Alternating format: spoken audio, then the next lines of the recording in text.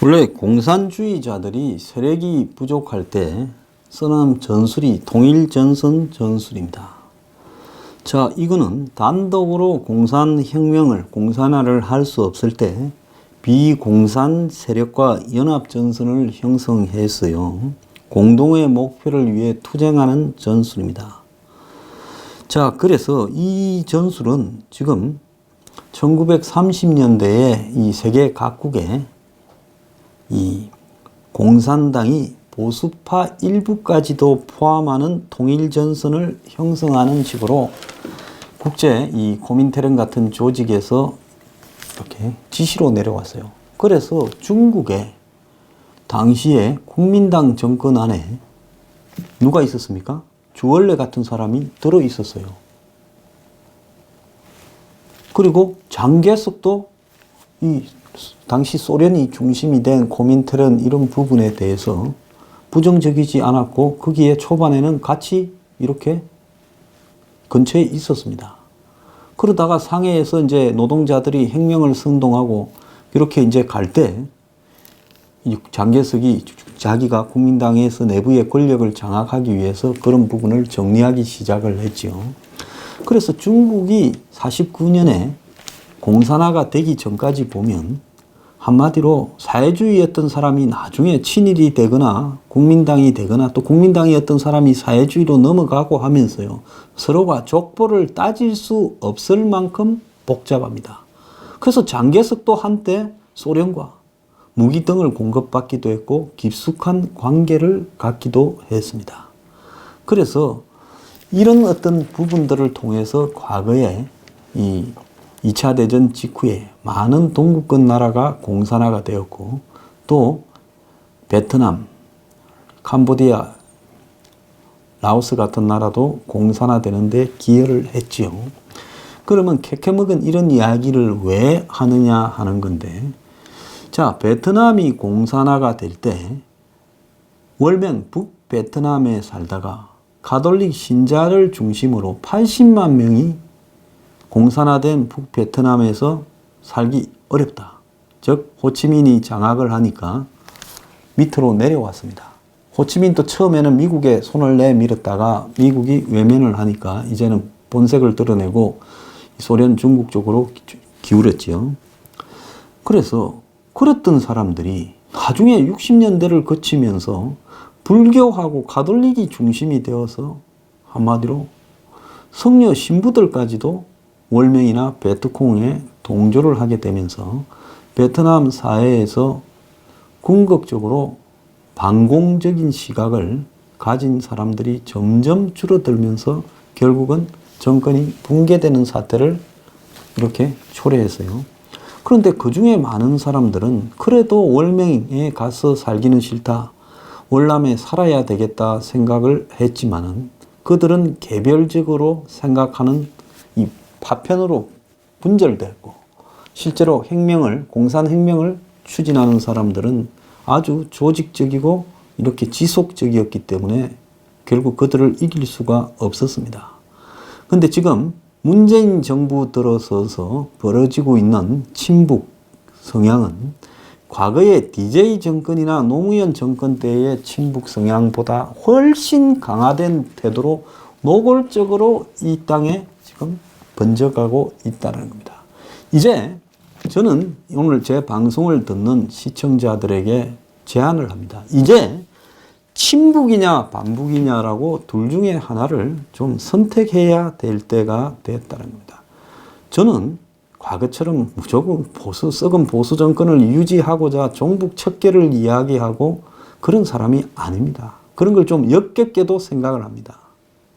자, 그런데 최근에 우리나라에서 벌어지고 있는 자유 대한민국에서 벌어지고 있는 우려스러운 친북적 경향은 더 이상 용납할 수 있는 한계를 벗어났고 이것이 일정의 임계점을 넘겨버리고 나면 이제는 이 사회의 친북들을 어떻게 하지 못하고 한마디로 친북이 아닌 사람들이 그들이 애매한 태도를 보이고 그들이 마치 자유주의자로서 친북도 용납을 하자.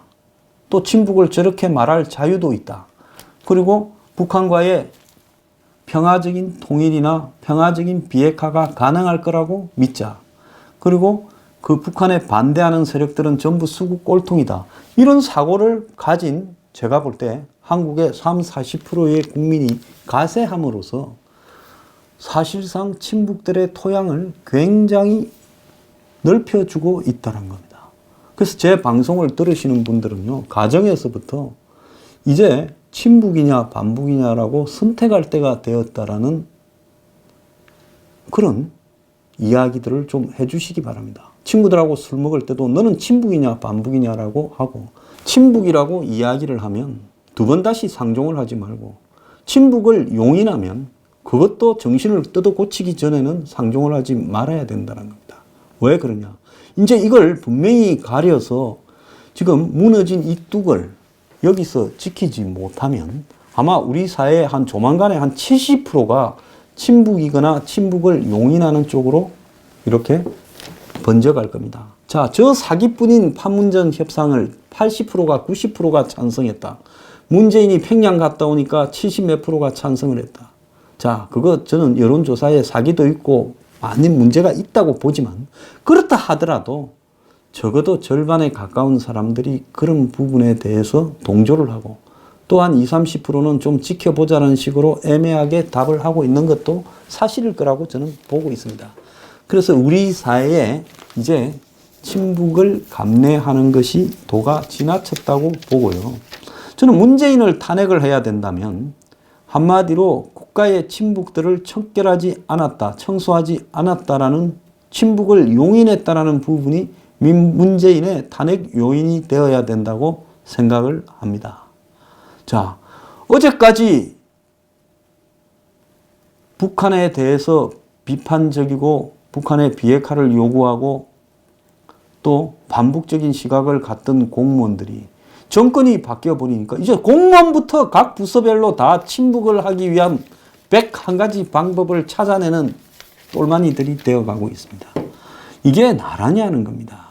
오늘 아침에 조선일보의 김대중 고문이 김정은을 찬양하는 세상이 오나 18년 전에 DJ는 한 달 새 김정은 답방을 5번 거론하고 언론에 서울 방문 찬성을 요청을 했고, 지금은 김정은을 데려오기 위한 환영 칭송 행사 일색이다.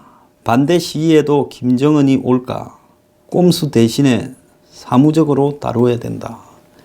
이런 말까지 지금 하고 있습니다. 2001년 6월에 평양을 방문하고 온 김대중은 김정일의 서울 답방을 성사시켜 2차 남북 정상회담을 갖고 정례화하고 싶어 했다.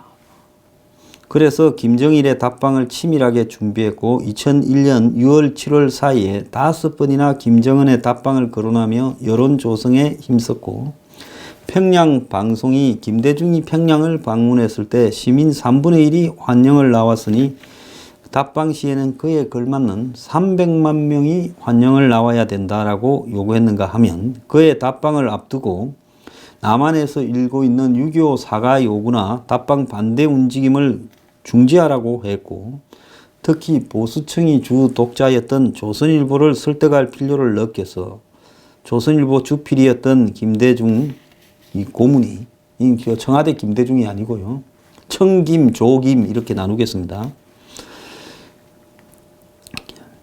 이 조김을 청와대 공간 저녁 식사에 불렀다. 배석자 없는 단독 회식이었고, 결론부터 말하자면 청김은 조선일보가 김정일의 서울 방문을 환영한다라는 논지를 펴줄 것을 요청했고, 조김이 대한민국의 다양성이 있는 민주사회인 만큼을 고려하면 김정일을 환영하는 신문도 있고 반대하는 신문도 있다는 걸 보여줄 필요가 있다면서 애둘러 거절했고, 청김은 물러서지 않고 나도 그것을 모르지 않는다. 다른 신문이 반대하면 몰라도 주 독자층이 보수계층인 조선일보가 그의 답방을 환영하는 것은 큰 의미가 있다. 다른 신문이 반대하는 것은 모르겠다. 하지만 조선일보만은 찬성해달라 요구를 했다는 겁니다. 결국 조선은 DJ 요청을 반영하지 않았다는 겁니다. 그러면서 과거에 북한의 도발에 대한 사과나 해명 등을 요구하는 글을 실었고 DJ 척건으로부터 반응이 왔고 그게 오지 말라는 소리지 오라는 소리냐 하면서 조선일보는 어려운 시기를 보냈고 세무조사를 받았고 발행인이 구속됐다. 이렇게 말을 합니다. 자, 그런데 그때보다 더한 일이 지금 벌어지고 있어요. 정권이 김정은 박람회에 목을 걸고 있는데 김정은의 뜻을 받아서 한국에 정당까지 만들어서 원내 진출해서 다수의 의원을 보유하고 있다가 해산된 통진당의 수계 이석기를 조계종 산하단체인 불교인권위원회가 불교인권상을 주기로 한 사실이 지금 밝혀져서 불교 내부는 물론 천주교, 기독교 등 다른 종교인들까지 반발을 하고 나섰다는 겁니다. 2015년에 다 알다시피 대법원에서 징역 9년형을 내란 성동과 국가보안법 위반 혐의로 이석기가 받고 실형을 살고 있습니다.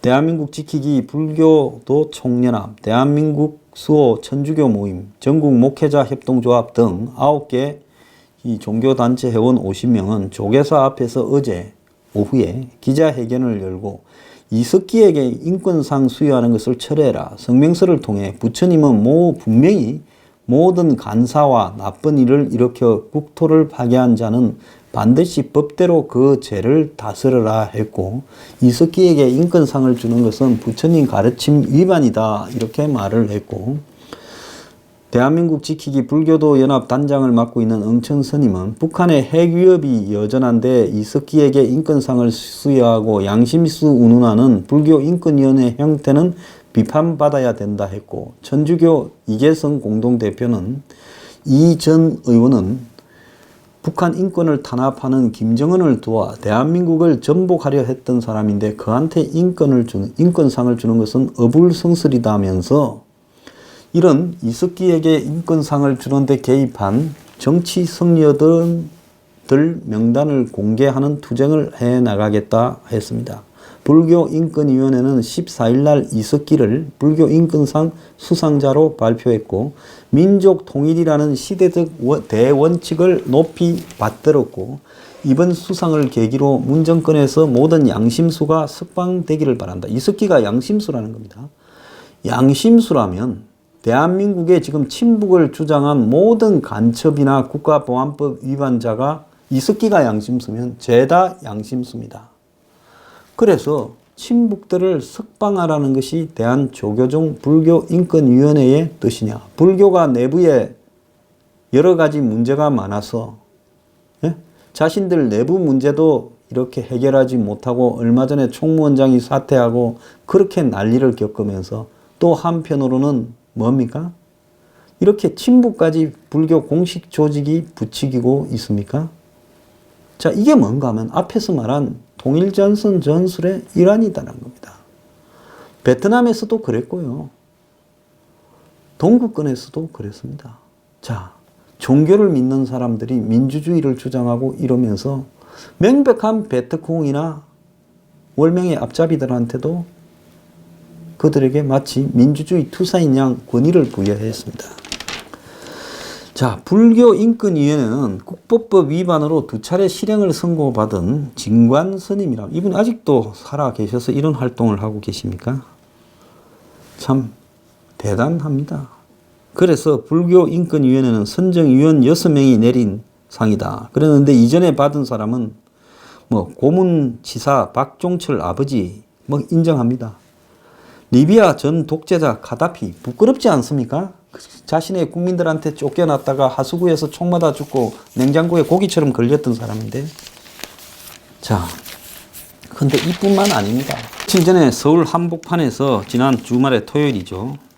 백두칭송위원회라는 데가 미 대사관 앞에서 연설대회를 열어서 김정은을 행사 제목으로 걸고 70명이 참석해서 연설을 했다는 겁니다. 김정은 칭송 연설을 격려대를 한 모양입니다. 대학생 4명을 포함해서 7명이 나섰는데 광운대성이라는 사람은 이기범이래요. 서울 답방은 젊은 나이의 지도자라고는 믿기지 않을 정도의 대담함으로부터 났다. 성조기 태극기 부대로부터 위협이 있을 걸 알면서 목숨 걸고 답방을 추진하는 모습에서 통일된 나라를 기필코 이루겠다는 염원이 느껴진다. 그리 김정은이가 좋으면 이기범이 너부터 북한에 가서 살아라. 제발 저는 자 이렇게 말을 하는 것들을 이제는 단속하거나 잡지도 않습니다. 이제는 숨어있던 친북 종북들이 거의 모두가 나와서 친북적인 행위를 일부러 노골적으로 광화문 앞 사거리에 백주 대낮에 자행해도 우리는 처벌받지 않는다는 것을 보여주기 위해서 이 짓거리를 하고 있는 겁니다.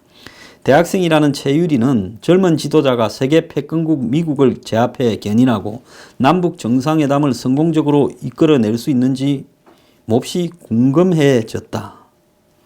혹시 천리안을 가진 게 아닌지 모르겠다 했고, 성균관 대승은 김정은 위원장의 서울 방문은 민족이 하나가 된 분단 체제를 유지하려는 미국의 힘을 압도했음을 증명하는 일이다 했고, 연설이 끝나자 김정은 문재인 했습니다. 이제 문재인은 친북에서 김정은과 동급이 돼버린 겁니까? 자, 백두칭송위원회 결성식의 주요 인사로 나섰던 윤기진, 이 어제는 안 나왔다는 겁니다. 이 저 황선이라고 최은미 왔을 때 유명했죠. 민주노동당 부대변인, 이 부부죠. 윤기진과 황선은요, 이 부부를 대상으로 한 영화까지도 나왔습니다. 그리고 이들은 아시안 게임에 그때 인천에 북한 대표단이 왔을 때 황병수입니까? 그 앞에서 또 고함을 지르면서 충성심을 보였던 조직이지 않습니까? 때가 되면 친북의 혁신에 제일 먼저 튀어나오는 이 사람들이 이런 걸 주도해 가고 있어요. 이제 뒤로 썩 빠지고 이쯤 되면 거의 이 친북의 활동을 막는 이 강압은 무너졌다. 이제 내놓고 친북하라고 이제 친북 경연대회를 하고 있습니다. 자, 황선이 쓴 백두칭송이라는 시까지도 이렇게 낭독했는데요. 백두천지에 붓설적서 7천만의 서사시를 쓰자 조국 통일했습니다. 자, 그러면서 한 10대 참가자는 많은 국민이 김정은 방안을 환영하겠지만 일부 거구가 방해할지 두렵기도 하다. 그래도 떳떳이 나가실 것 같아 하면서 김정은 만세 하면서 꽃을 흔들었다고 합니다. 친북이 이제 굉장히 광범위합니다. 한 민간 통일단체가 서울 강북 S초등학교 6학년 학생을 하여금 한반도기가 그려진 엽서에 김정은 환영글을 쓰게 한 모양입니다. 초등학교를 이 한 민간 통일단체가 평화통일 수업을 한다며 방문해서 6학년생을 상대로 김정은의 환영단 참가 신청서를 받았고, 수업을 들은 학생들은 빨리 와주세요, 언제든 환영합니다 라면서 환영글을 써냈고, 학교 측은 뒤늦게 이런 사실을 확인하고 단체에 항의하고 신청서를 돌려달라고 했답니다. 교육청은 뭐하고 교육감은 뭐에 자빠졌습니까? 김정은 방한 환영단체인 서울시민환영단이 홈페이지에 초등학생의 마음을 담은 환영엽서라는 제목으로 학생들이 쓴 엽서를 16일 날 10장을 공개했는데 서울 강북 S초등학교 학생들이라는 겁니다. 자, 아무것도 모르는 초등학생들에게 친북을 주입하고는 김정은 빨리 와주세요, 빨리 통일해 주세요 라고 하고, 이 수업이 어떻게 진행됐는가 하면 민간통일단체 우리결의 하나되기 운동본부 소속 강사가 진행을 했고, 학교 측에 평화통일 수업하겠다고 공문을 보내고 6학년 담임 2명이 신청을 했고, 그래서 수업이 16일 1, 2교시에 잡혔고, 그래서 이 결의 하나 측 강사 2명이 학교를 방문해 2개 반에서 수업을 했고, 이 중 한 학급에 강의를 했던 강사는 김정은 환영단 신청서 엽서를 나눠줬고, 이 엽서가 서울시민환영단 홈페이지에 올라왔다는 겁니다.